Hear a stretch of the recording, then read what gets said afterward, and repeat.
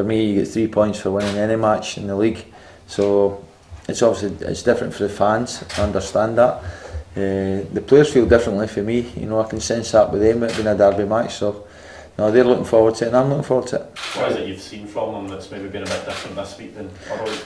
I just feel maybe it's just been the performance Saturday, getting my wee G up as well. There's been maybe the spirits are good.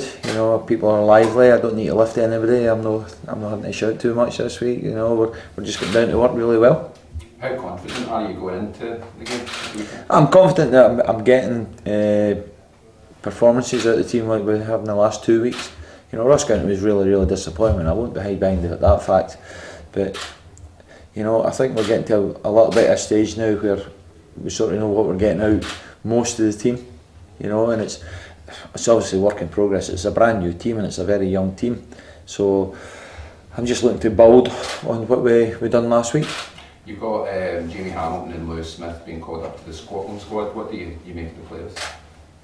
The players, what players? Jamie Hamilton. Oh, they two players? Yeah, those two. Those two, well, I've spoken enough about Jamie recently. His performances speak everything. I keep saying to the players, it's okay people talking about you, but you've got to go out and perform regularly. Now, I know what these two lads can give to the team, I know what they can give to the club. Jamie especially is a very young lad, he's only played one game, but he's been about the place long enough and he's trained with the first team long enough now to know what's required when he goes in, and I think we saw that last week. He wasn't fazed by it. And Lewis is a special talent. Lewis is a special talent in my eyes. He gets me on the edge of my seat when he gets the ball, so I'm looking for him to kick on now. He's shown he can score goals, he's shown he can create goals. I'm looking to try and get more off him. And how important is Josh Cairns in developing and bringing through the youth? Well, Hamilton's always been renowned for in the last 10-15 years producing players, and George has played a massive factor in that. The work they do behind the scenes here, the others they put in, everything that goes to producing young players. I think Hamilton, they're at the forefront of all that, and it's something we're going to carry on doing. You get a good reaction in the league after a defeat in the first day of the season. Good win against Kelly.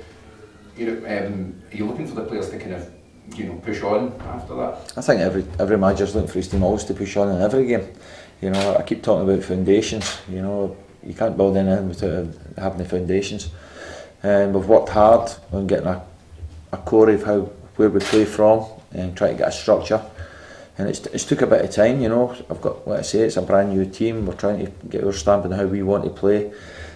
We've mixed it up 2 or 3 times, but I think we're finding a way that suits everybody and that we're all comfortable with, and I think slowly we're getting there.